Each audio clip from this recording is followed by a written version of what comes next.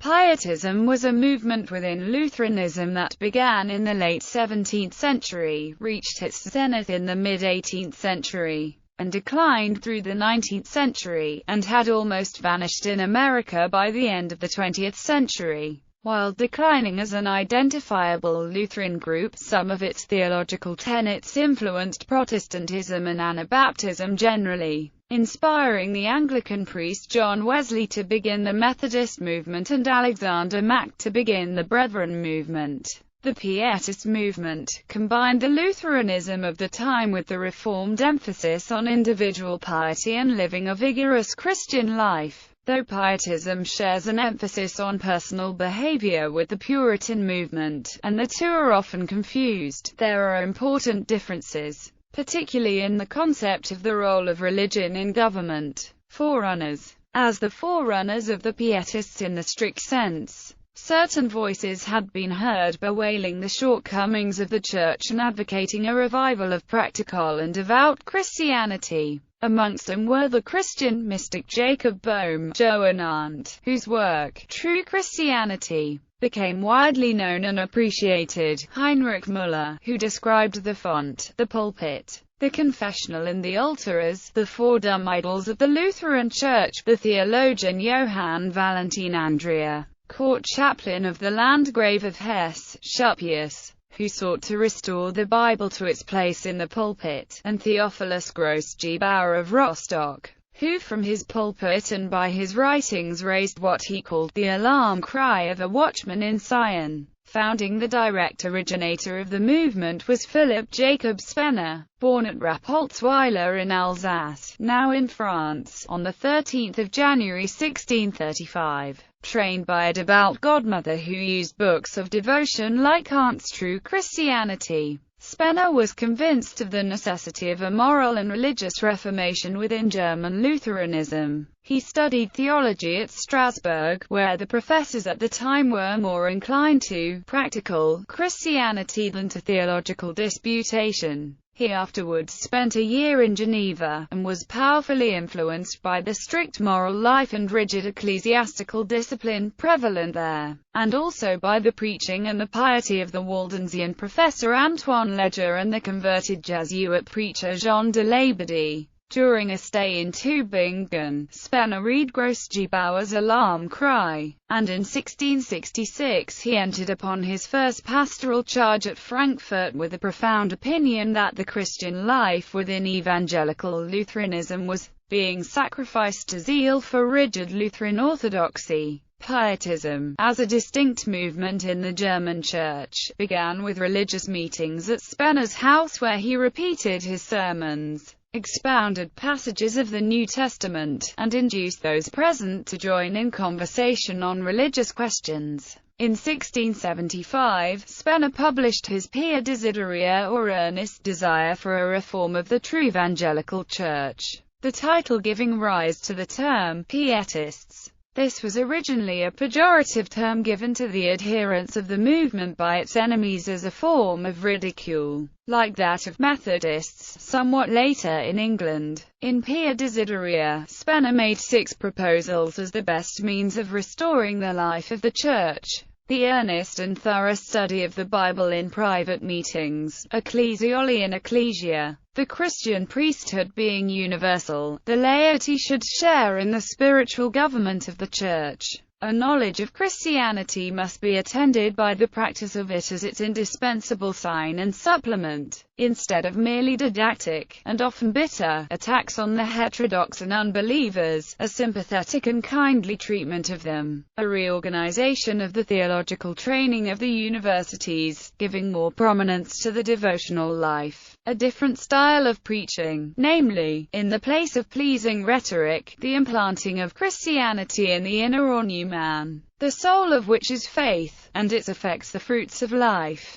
This work produced a great impression throughout Germany. While large numbers of Orthodox Lutheran theologians and pastors were deeply offended by Spener's book, Many other pastors immediately adopted Spener's proposals. Early leaders in 1686, Spener accepted an appointment to the court chaplaincy at Dresden, which opened to him a wider though more difficult sphere of labor. In Leipzig, a society of young theologians was formed under his influence for the learned study and devout application of the Bible. 3 magistrates belonging to that society, one of whom was August Hermann Francke, subsequently the founder of the famous orphanage at Halle, commenced courses of expository lectures on the scriptures of a practical and devotional character, and in the German language, which were zealously frequented by both students and townsmen. The lectures, however, aroused the ill will of the other theologians and pastors of Leipzig, and Francke and his friends left the city, and with the aid of Christian Thomasius and Spener founded the new University of Halle. The theological chairs in the new university were filled in complete conformity with Spener's proposals.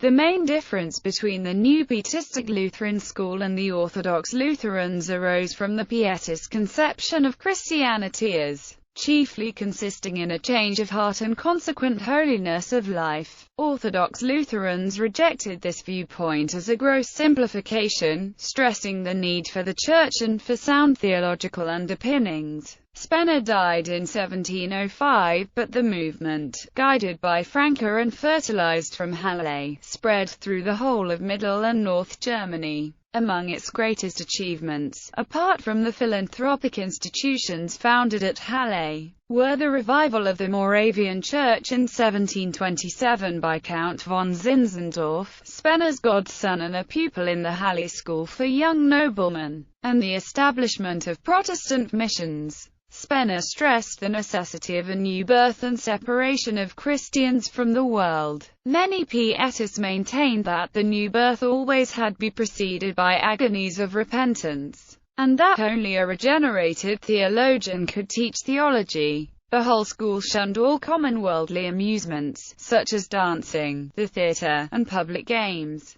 Some believe this led to a new form of justification by works. Its ecclesiology and ecclesia also weakened the power and meaning of church organization. These Pietistic attitudes caused a counter-movement at the beginning of the 18th century. One leader was Valentin Ernst Loscher, superintendent at Dresden. Establishment reaction authorities within state-endorsed religions were suspicious of Pietist doctrine, which they often viewed as a social danger, as it seemed either to generate an excess of evangelical fervor and so disturb the public tranquility, or to promote a mysticism so nebulous as to obscure the imperatives of morality, a movement which cultivated religious feeling almost as an end itself. While some Pietists held that mysticism and the moral law went together, for others, Pietist mysticism did less to reinforce the moral law than to take its place. The principle of guidance by inner light was often a signal to follow the most intense of her inner sentiments. The supremacy of feeling over reason. Religious authorities could bring pressure on Pietists,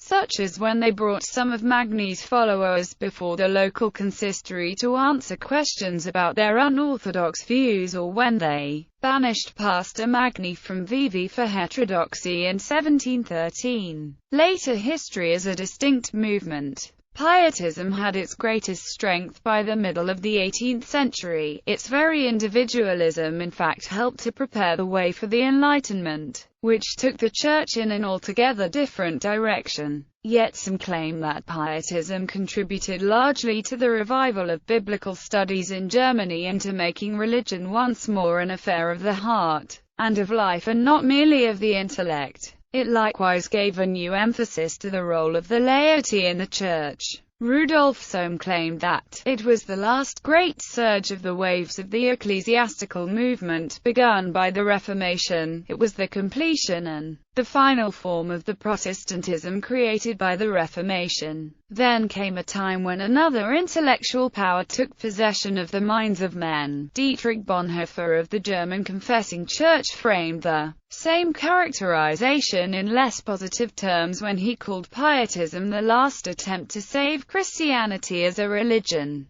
Given that for him religion was a negative term, more or less an opposite to revelation, this constitutes a rather scathing judgment. Bonhoeffer denounced the basic aim of pietism, to produce a desired piety in a person, as unbiblical. Pietism is considered the major influence that led to the creation of the Evangelical Church of the Union in Prussia in 1817. The King of Prussia ordered the Lutheran and Reformed churches in Prussia to unite. They took the name evangelical, as a name both groups had previously identified with. This union movement spread through many German lands in the 1800s. Pietism, with its looser attitude toward confessional theology, had opened the churches to the possibility of uniting. The unification of the two branches of German Protestantism sparked the schism of the Old Lutherans. Many Lutherans, called Old Lutherans, formed free churches or immigrated to the United States and Australia, where they formed bodies that would later become the Lutheran Church Missouri Synod and the Lutheran Church of Australia, respectively. Pietism was a major influence on John Wesley and others who began the Methodist movement in 18th-century Great Britain. John Wesley was influenced significantly by Moravians and Pietists connected to Franco and Halle Pietism. The fruit of these Pietist influences can be seen in the modern American Methodists and members of the Holiness movement. Pietism did not die out in the 18th century, but was alive and active in the Evangelische Kirchenverein des Westens. The church president from 1901